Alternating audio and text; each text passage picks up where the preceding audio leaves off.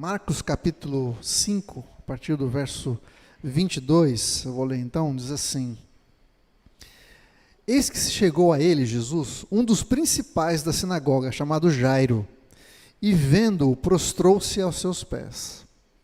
E insistentemente suplicou: a minha filha está à morte, vem, impõe as mãos sobre ela, para que seja salva e viverá.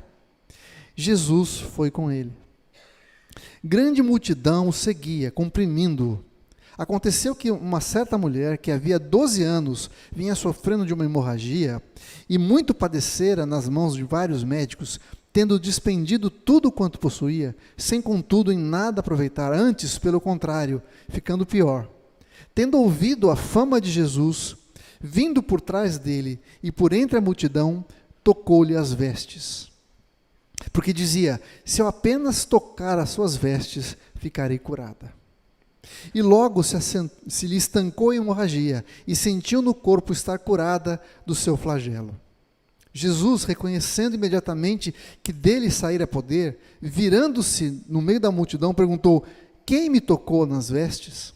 Responderam os seus discípulos: vês que a multidão te aperta e dizes: quem me tocou? Ele, porém, olhava ao redor para ver quem fizera isso. E a mulher, então, atemorizada e tremendo, consciente do que se operara nela, veio, prostrou-se diante de Jesus e declarou-lhe toda a verdade. E ele lhe disse: filha, a tua fé te salvou. Vai-te em paz e fica livre do teu mal. Bom, eu vou fazer um panorama rápido aqui do que está acontecendo. Jairo, então, é um chefe da sinagoga, é o responsável pela igreja, vamos dizer assim, né? Para o lugar onde os judeus se reuniam para estudar a Torá, a Bíblia deles. E ele era uma pessoa importante ali, ele tinha algum tipo de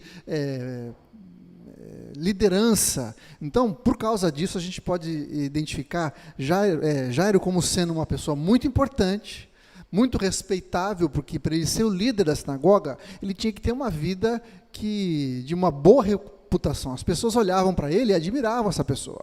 Ele era um homem importante, influente na sua sociedade. Provavelmente ele era um homem mais velho também. Ele era um homem, muito provavelmente, bastante rico, por estar nessa posição. Ele era um homem, então, justo, porque ele devia cumprir todos os mandamentos da lei, devia andar segundo a lei de Deus, para que ele pudesse ser, então, o líder dessa sinagoga. Então, ele era um homem que tinha uma grande influência no lugar onde ele estava. Já essa mulher que tocou em Jesus, era uma mulher que a gente pode dizer que era o oposto de Jairo. Primeiro que ela era uma mulher, ao contrário de Jairo, que era um homem. Essa mulher, muito provavelmente, era muito pobre, já que o texto diz que ela havia gastado tudo que ela tinha para tentar ser curada. A sua enfermidade, que era uma hemorragia, era considerada naquele momento como uma enfermidade que trazia para ela uma impureza cerimonial. Ela, por exemplo, não podia ficar perto das pessoas. Ela muito provavelmente vivia isolada, porque tocar naquela mulher, conviver com aquela mulher, ia tornar as pessoas impuras. Ela não poderia participar no templo, ela não poderia participar das reuniões, porque ela era uma mulher impura. Então ela era uma mulher, ela era impura e era uma mulher pobre, contrário de Jairo. Outra coisa que ela era também, era uma mulher muito fraca, porque ela havia 12 anos vivendo com essa enfermidade, com essa dificuldade. Imagina você, uma hemorragia crônica durante 12 anos. Provavelmente essa mulher era anêmica, era uma mulher que se sentia muito discriminada, muito isolada da sociedade. Então, ela tinha uma série de empecilhos para buscar Jesus. Já Jairo era um homem que tinha influência, e quando ele chega para Jesus, ele tem uma atitude bastante diferente do que se esperava dele. A gente vê os encontros de Jesus com as pessoas religiosas e vê que normalmente as pessoas religiosas, os líderes das sinagogas, eram pessoas que rejeitavam Jesus. Quando Jesus começa o seu ministério e entra numa sinagoga para ler a parte da Bíblia que deveria ser lida naquele momento, ele lê Isaías 61 e no final ele diz assim: hoje se cumpriram as Escrituras. Por causa disso, todas as pessoas que estavam ali pegaram em pedras para apedrejar Jesus. Então existia uma grande animosidade, uma grande resistência das pessoas para com Jesus, principalmente das lideranças religiosas. Quando Jairo, uma pessoa que era o chefe da sinagoga, vai até Jesus e se dobra diante dele, pedindo insistentemente o que o texto diz, para que ele fosse até a sua casa curar sua filha que estava à morte, aquilo era uma coisa muito não comum. Ninguém esperava que uma pessoa religiosa como Jairo se dobrasse diante de Jesus. Aliás, isso não acontecia. Um líder mais velho se dobrar diante de alguém, muito menos de um homem que era considerado um herege, isso falava muito a respeito do desespero que Jairo estava vivendo.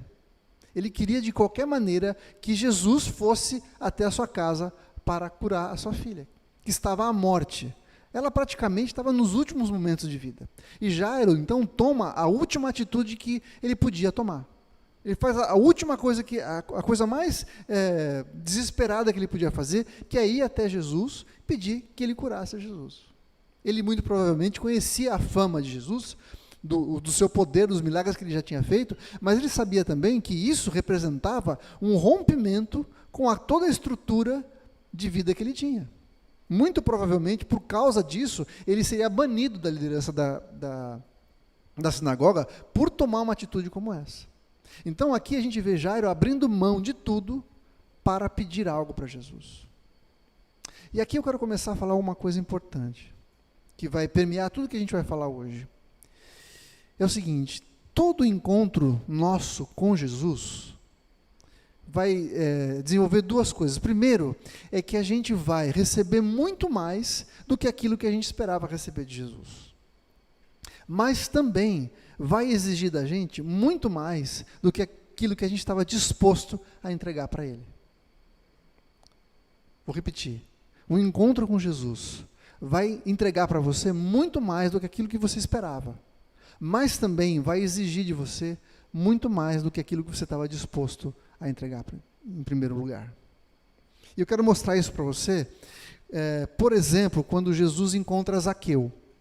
Não sei quantos se recordam da história de Zaqueu. Zaqueu era um cobrador de impostos, também que não era bem visto pelo povo, porque ele era considerado um traidor do povo, mas quando ele sabe que Jesus, fica sabendo que Jesus vai passar na sua cidade, ele sobe numa árvore, porque o texto diz que ele era baixinho, ele não conseguia enxergar, por causa da multidão ele não conseguia enxergar Jesus, e ele queria ver Jesus, então ele sobe numa árvore para conseguir enxergar Jesus, ver Jesus passando.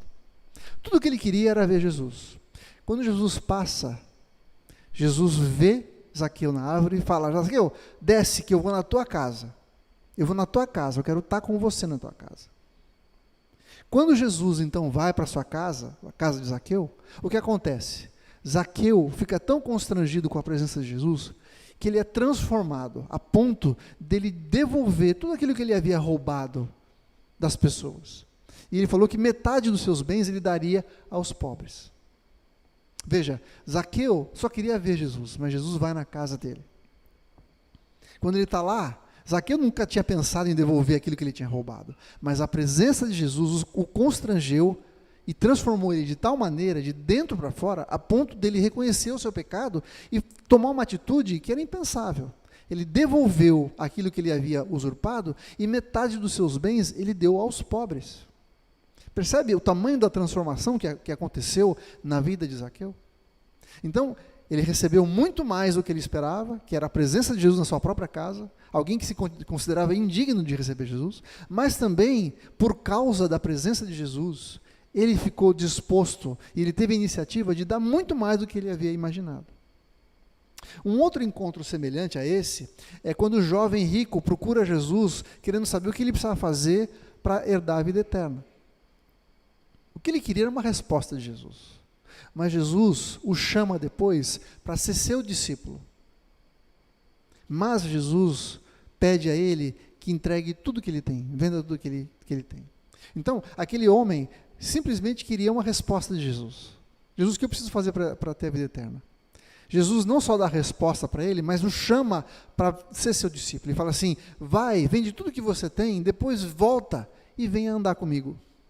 Percebe? Jesus ofereceu para aquele jovem muito mais do que ele havia pedido, mas também custou a ele tudo o que ele tinha, e ele não estava disposto a entregar. Com Jairo, aconteceu alguma coisa semelhante. Ele queria que Jesus curasse a sua filha. Jesus, então, vai até a casa de Jairo para curá-la, e a gente vai ver daqui a pouco que quando Jesus chega na sua casa, a sua filha já está morta.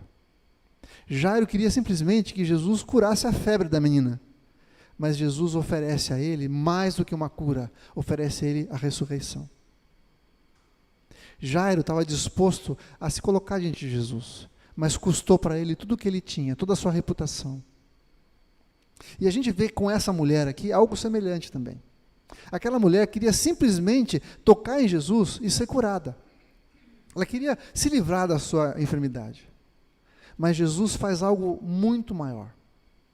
Jesus não simplesmente deixa que aquela mulher receba a cura e vá embora. Ele a chama e fala assim: quem me tocou? E expõe aquela mulher. Imagina uma mulher que estava com uma hemorragia, que era considerada uma mulher impura, ter que falar diante de todo o povo o que estava acontecendo com ela. Ela queria simplesmente ir embora. Só queria receber a cura e ir embora. Mas Jesus dá a ela alguma coisa muito maior. Jesus fala assim, depois que ela confessa tudo que ela havia feito, tudo que ela tinha passado, todas as suas dores, os 12 anos de tratamentos médicos ineficazes, como ela perdeu tudo que ela tinha, como ela tinha sido isolada de todas as pessoas, Jesus fala assim para ela: filha, a tua fé te curou. Aquela mulher não só recebeu a cura física, mas também recebeu a cura na sua identidade. Uma mulher que era pobre, impura, sozinha, sem nada, é chamada de filha por Jesus. Jesus tratou dela na sua personalidade, no seu caráter, na sua identidade. Ela não era simplesmente uma mulher que foi curada de uma enfermidade que a consumia por 12 anos. Aquela mulher foi tratada na sua identidade. E aqui ela recebe muito mais do que aquilo que ela tinha pedido para o Senhor. Continuando o texto lá, falando sobre Jairo, a partir do verso 35, diz assim: falava ele ainda com aquela mulher, quando chegaram alguns da casa do chefe da sinagoga, a quem dissera: a tua filha já morreu, por que ainda incomodas o mestre? Mas Jesus, sem dar atenção a essas palavras, disse ao chefe da sinagoga: não temas, crê somente. Não temas, crê somente. Contudo, não permitiu que ninguém o acompanhasse, senão Pedro e os irmãos Tiago e João. Chegando à casa do chefe da sinagoga, viu Jesus o alvoroço daquelas pessoas que estavam chorando e pranteando por causa da menina, e ao entrar lhes disse: por que vocês estão assim chorando e nesse alvoroço todo? A criança não está morta, mas dorme. E riam-se dele. Tendo ele, porém, mandado sair a todos, tomou o pai e a mãe da criança e os que tiveram com ele, e entrou onde ela estava, e tomando-a pela mão, disse: Talita, cumi, que quer dizer: menina, eu te mando, levanta-te. Imediatamente a menina se levantou e pôs-se a andar, pois tinha 12 anos. Então ficaram de sobremaneira admirados com tudo que Jesus havia feito. Quando Jesus chega na casa, a menina já tinha morrido. E aí o clima era literalmente de velório. E a gente pode ver que Jairo era uma pessoa rica, porque ali haviam pessoas que foram contratadas para chorar e para fazer todo aquele esquema, aquela coisa de velório, sabe? Naquela época era comum você contratar pessoas que tocassem uma música triste, que chorassem, né, para homenagear aquele que tinha morrido. Isso era comum. E Jesus fala assim: por que vocês estão fazendo isso? A menina está dormindo. E começaram a rir de Jesus, porque não criam naquilo que ele tinha para fazer. E Jesus então pega a menina pela mão e fala: levanta, menina, levanta. Veja uma coisa interessante. Primeiro, uma mulher impura toca nas vestes de Jesus, o que normalmente tornaria aquela pessoa a quem ela tocou impuro também. Mas Jesus não se preocupa com isso. Quando Jesus vai na casa de Jairo, ele pega na mão da menina morta e fala: levanta, menina. Jesus, nesse caso, é ele quem toca no morto, o que era proibido também. Você tocar em um morto, você se tornava impuro também.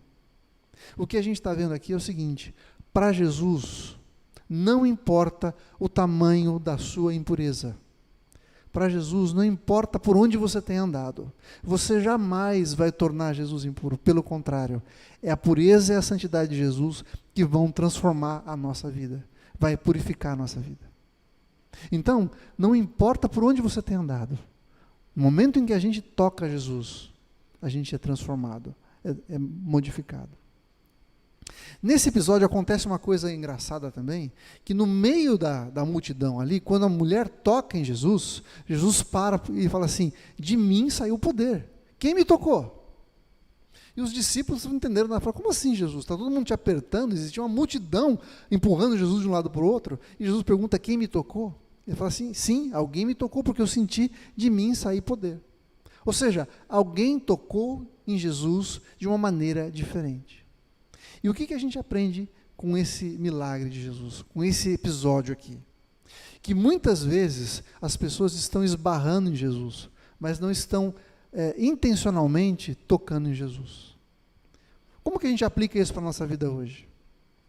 Muitas pessoas estão esbarrando em Jesus. As pessoas vêm na igreja, se envolvem com a igreja, se envolvem com as coisas de Deus, até oram, às vezes leem a Bíblia, ouvem uma mensagem na internet, vem aqui, fala como crente, age como crente, canta, levanta a mão, mas não existe uma intencionalidade, uma vontade, um desespero em buscar a Jesus. Aliás, 3 coisas em comum entre Jairo e essa mulher, que motivaram, que marcaram, que levaram a que essas pessoas recebessem o milagre de Jesus, a cura de Jesus.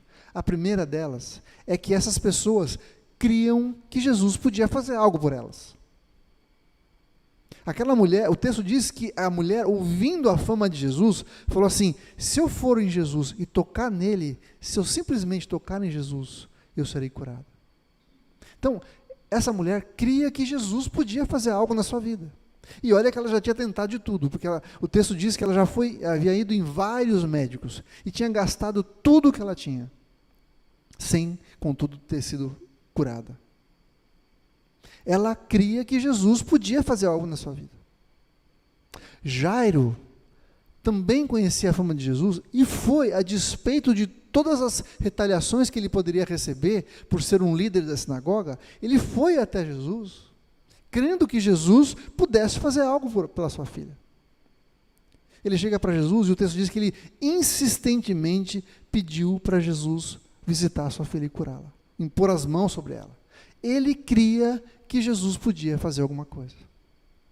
Então essa é a primeira marca daqueles que vão tocar em Jesus e vão ser transformados pela presença de Jesus. Nós precisamos buscar a Jesus crendo que Ele é capaz. Não adianta a gente chegar para Jesus crendo que Ele é um bom mestre, crendo que Ele foi uma boa pessoa, que os ensinamentos dele são muito bons, que Jesus era um homem de amor, que veio para trazer a bondade para as pessoas, a justiça para as pessoas.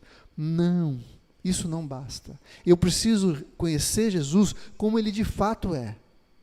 Ele é aquele que diz assim: eu venho do Pai, eu e o Pai somos um. Eu posso transformar, eu posso dar vida, eu tenho vida e vida em abundância para dar. Jesus não era simplesmente um bom mestre, uma pessoa com bons ensinamentos que mudou a história. Não, Ele era o próprio Filho de Deus. E se essa percepção não estiver na nossa vida, se a gente não chegar para Jesus com essa percepção, Ele vai ser mais um. As pessoas, tinha um monte de gente esbarrando em Jesus, mas só uma foi curada. Só aquela mulher, porque ela cria que se tocasse em Jesus, ela seria transformada. Então, gente, não se permita simplesmente esbarrar em Jesus. Se você está aqui, busque o Senhor com intensidade. Busque o Senhor querendo conhecê-lo de verdade. Não só aquilo que dizem a respeito dele, mas busque a Ele tentando entender quem Ele de fato é, quem de fato Ele disse que era. Jesus disse que ele era o próprio Deus, que ele era o Messias, o Rei, o Senhor dos Senhores. E se a gente não se aproximar de Jesus com essa percepção, a gente vai ficar só esbarrando em Jesus e não vai ser tocado de uma maneira transformadora como aquela mulher foi. Então, a primeira coisa é crer em Jesus. Tanto ela quanto Jairo creram em Jesus. Foram até ele e buscaram dele, esperando que ele fizesse alguma coisa que transformasse as suas vidas, a despeito de tudo que eles tinham ouvido falar. Jairo chegou para Jesus e falou assim: a minha filha está morrendo. E a palavra ali dá a entender que ela estava nos últimos suspiros da sua vida mesmo. Como eu disse, era a última esperança de Jairo. Aquela mulher havia 12 anos, tinha tentado de tudo. Ela falou assim: Jesus está passando aqui, eu não sei quando eu vou ver ele de novo, eu preciso chegar até ele, porque se eu tocar nele, eu vou ser curado. A segunda coisa, que é uma marca comum entre os dois, é que eles foram intensos na sua busca por Jesus. Eles não só criam, então não basta crer, eu preciso colocar a minha fé em prática. Não basta achar e saber que Jesus é Salvador. Não basta eu crer que Jesus pode transformar a minha vida. Eu preciso buscá-lo com intensidade. Jairo, o texto diz que ele se dobrou diante de Jesus e buscava com intensidade. Ele pediu insistentemente para que Jesus fizesse a visita na sua casa. Ele não ia sair dali se Jesus falasse assim: eu não vou. Ele estava apostando todas as suas fichas naquilo que Jesus ia fazer. E o mesmo a gente tem que fazer, gente. Sabe, a gente, quando prepara um sermão, a gente tem a tendência de organizar a mensagem de forma que seja fácil para as pessoas entenderem, né? Então, quando a gente fala o que está falando aqui, muitas vezes as pessoas podem achar que é uma formulinha. Faça isso, faça isso, faça isso. E não é isso que eu quero passar para vocês. Eu tenho aqui 3 pontos daquilo que levou essas pessoas a receberem a cura. Mas isso não é uma formulinha. Isso é algo que a gente precisa incorporar na nossa vida, tornar isso uma realidade na nossa vida. Então, primeira coisa, crer em Jesus. Segunda coisa, buscá-lo intensamente. Como é que eu faço isso? Enchendo o meu coração com a sua palavra, buscando ao Senhor, orando, estando em contato, em comunhão com as pessoas aqui, vendo o que o Senhor tem feito na vida de cada um, sendo encorajados, sendo supridos de testemunhos daquilo que o Senhor faz, não permitindo que a incredulidade encha o nosso coração. Veja que quando Jairo recebe a notícia que a sua filha havia morrido, qual foi a palavra de Jesus? Não temas, crê somente. Temor e fé não conseguem andar juntos. Um vai apagar o outro. Se você tem medo, você vai minar sua fé. E se você tem fé, você vai matar o medo. Por isso que Jesus fala assim: não temas, substitua o teu medo pela fé. Creia naquilo que eu estou fazendo. Eu estou indo lá. Fique em paz. Não tema, não dê lugar ao temor, não dê lugar ao medo. Substitua o medo pela fé. Então, buscar intensamente é encher o nosso coração com verdades que apoiam a palavra de Deus, que vão ao encontro daquilo que a palavra de Deus diz. Se eu ficar dando ouvido para que as pessoas falam, eu vou perder minha fé. O que os caras falaram? Não, a sua filha já morreu, não fica incomodando o mestre mais não, já era, já deu. O que Jesus fala? Não tema, não ouça essas palavras, creia somente. E aqui vale a pena a gente aplicar isso na nossa vida. Talvez as pessoas tenham vindo para você e falado assim: já era, agora não tem mais jeito. Você tenha recebido um diagnóstico de saúde: não, essa doença aí não tem mais jeito. Isso aí você vai ter que lidar com isso até morrer. Você vai ter que lidar com isso até o fim. Não tem cura. Talvez você tenha recebido um diagnóstico assim: não, isso aí não tem mais cura. O seu casamento não tem mais jeito. Não, isso aí agora você traiu, nunca vai te perdoar. Não, você pisou na bola, você não soube criar o seu filho direito, agora já foi. O que você tinha que ter feito já foi, agora não tem mais jeito. Não tema, creia somente. Não temer significa não andar segundo o conselho daqueles que estão falando essas coisas para você. Mas creia somente. Crer é andar segundo o conselho de Deus. Percebe a diferença? A quem você vai ouvir hoje? A quem você vai ouvir hoje? Aqueles que estão vindo te dar más notícias? Ou o Senhor que falou, eu vou na tua casa, e mesmo que haja morte ali, eu vou transformar a morte em vida. A gente precisa decidir a quem a gente vai ouvir. Então, crer, buscar intensamente. E por último, uma marca comum aos dois, é que os dois adoraram a Jesus. O texto começa dizendo que Jairo vai e se prostra diante de Jesus. E a palavra para prostrar-se ali não é simplesmente se dobrar, mas é como que alguém com que cai com o rosto em terra, se joga na presença de Jesus. Que é a mesma palavra para a mulher que quando Jesus chama ela vai e se dobra diante de Jesus, e se prostra e reconhece aquilo que Jesus fez. Outro detalhe importante é que nesse relato não é dito isso, mas nos relatos paralelos de Mateus e de Lucas, diz que a mulher tocou na orla das vestes de Jesus, na parte mais baixa, na barra da roupa de Jesus. Para você tocar na barra da roupa de alguém, o que você tem que fazer? Você tem que se ajoelhar. Aquela mulher foi atrás de Jesus de joelhos. Eu não estou aqui dizendo que você tem que estar de joelhos, que a sua oração só vai ser ouvida se você estiver de joelhos. O que eu estou dizendo é o seguinte, que quando a gente se ajoelha, é um sinal de reconhecimento da grandeza daquela pessoa a quem você está ajoelhado. Adoração significa você reconhecer a grandeza daquela pessoa a quem você está adorando. Reconhecer o poder, reconhecer a soberania. Tanto Jairo quanto a mulher adoraram a Jesus, falando assim, Senhor, você pode fazer. Não existe ninguém mais. E pensa o seguinte, que para Jairo isso custou muito, muito. Ele tinha tudo a perder ao se ajoelhar diante de Jesus, com relação à sua vida, à sua carreira, à sua posição na sociedade. Mas ele tinha tudo a ganhar, que era a vida da sua filha. E a mulher, quando ela se dobra diante de Jesus, ela está reconhecendo que ele, ao contrário dos outros médicos, poderia transformar a sua vida.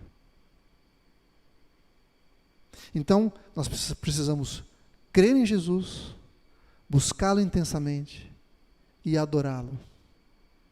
Mais uma vez, adorar não é simplesmente eu vir aqui no domingo de manhã, levantar a mão, cantar um monte de músicas. Não.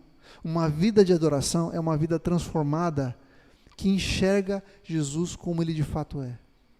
Que ele é Senhor da sua vida, que ele manda, ele decide. Ele tem poder para mudar toda a história. Como ele fez com a filha de Jairo. A menina já estava morta, mas Jesus foi lá e tomou na sua mão e falou, levanta. E ela voltou a viver.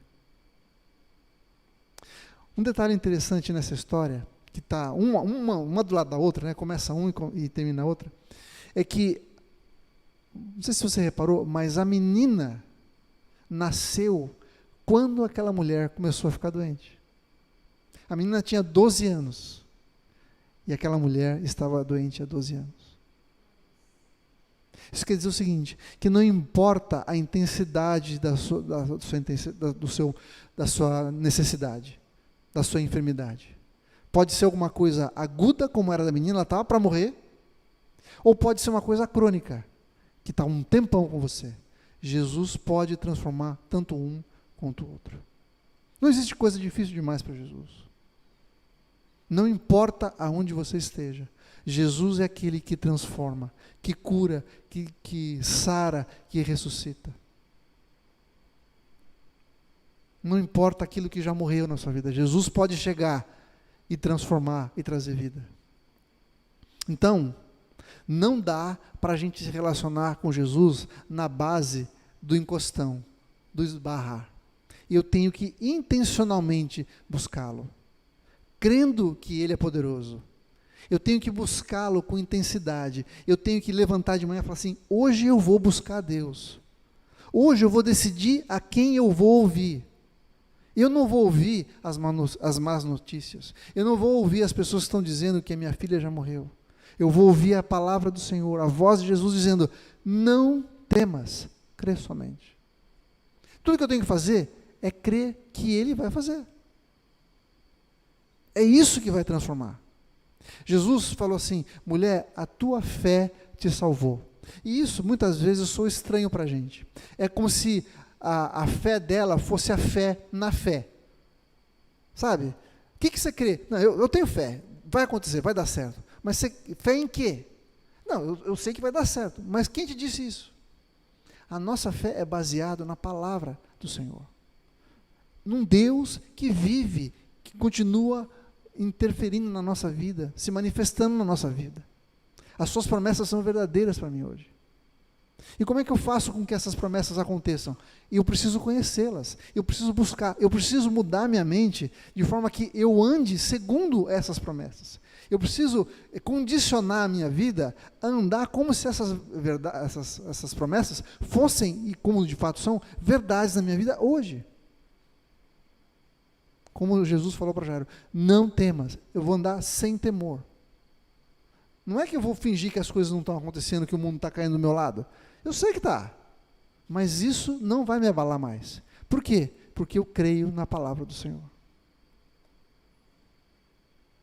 Se você tem alguma coisa na sua vida que há um tempão, há 12 anos, está te perturbando, está sugando a sua energia, está sugando os seus recursos, hoje é o momento do Senhor tocar em você e você ser curado.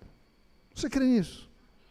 Ou isso é só uma palavra que você já ouviu? Não, a gente precisa viver nessa dimensão, gente. Senão o que a gente está fazendo aqui é brincar de igreja, brincar de evangelho. Eu preciso viver crendo que essas palavras são verdade. Então, aquilo que aconteceu na minha vida pode ser restaurado hoje por Jesus. Ele instantaneamente pode transformar a minha vida, pode secar a hemorragia, pode secar aquilo que está gastando a minha força, a minha energia, o meu dinheiro, os meus recursos, a minha alegria. O Senhor pode instantaneamente transformar a nossa vida. Talvez alguma coisa que você precise já esteja morta, já morreu. Mas Jesus pode trazer de novo a vida. Não sei o que é na sua vida, mas você precisa crer e não temer. Creia somente que o Senhor vai te transformar, vai mudar a sua história. A gente precisa viver desse jeito. Eu estava conversando com alguém essa semana. Como é que as pessoas que não creem no Senhor conseguem levantar da cama e enfrentar todas as batalhas que tem que lutar no dia a dia? Eu, sinceramente, eu não sei. Porque a briga não é fácil não, gente. A luta é difícil. Está difícil a gente levar a nossa vida, não está?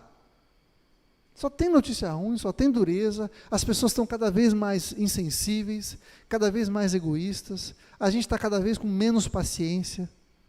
A gente fala dos outros, mas a gente também está ruim, não está não? Cada vez mais duro, mais insensível, mais egoísta. Como é que a gente vai viver se a gente não tiver esperança? E quem é a nossa esperança se não Jesus? Nós temos alguém para olhar. Nós temos alguém para ir, nós temos alguém para tocar. E se a gente tocar, simplesmente tocar em Jesus, a gente vai ser curado, a gente vai ser transformado. Não deixe Jesus passar sem tocá-lo. E não permita que você simplesmente esbarre nele. Seja um encontro casual, alguma coisa assim, estou passando, vai que dá certo. A nossa vida com Jesus não pode ser assim. Ela tem que ser intencional, eu tenho que buscá-lo, eu tenho que crer que Ele é poderoso, eu tenho que ser intenso, e tenho que colocá-lo no lugar de adoração, colocá-lo no lugar que Ele merece. Alguém especial, separado, santo, incomparável com outras pessoas, não tem ninguém como Jesus. É isso que a palavra de Deus diz. E se a gente viver a vida com essa perspectiva, nós vamos ter esperança, vamos ter alegria, e vamos ser tocados pelo Senhor. Jesus não queria que aquela mulher fosse embora simplesmente com a cura física. Ele queria estabelecer um relacionamento com ela. Ele chamou ela de filha.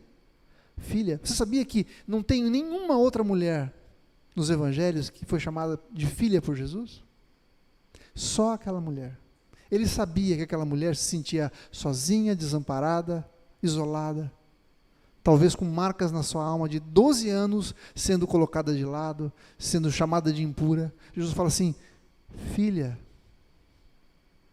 vem cá, a tua fé te salvou. E Jesus te chama hoje: filha, filho, eu te reconheço. Você tem lugar na minha mesa. A gente celebrou a ceia hoje. Jesus está chamando a gente para ter comunhão com Ele, para ter intimidade com Ele. A ceia fala de intimidade, de um momento que a gente senta na mesa com alguém que a gente ama, com alguém que a gente conhece de verdade. O Senhor tem isso para nós hoje. Não permita que o seu relacionamento com Jesus seja só de esbarrão. Chame Ele para a tua casa. Toquem no Senhor, crendo que Ele é poderoso para transformar.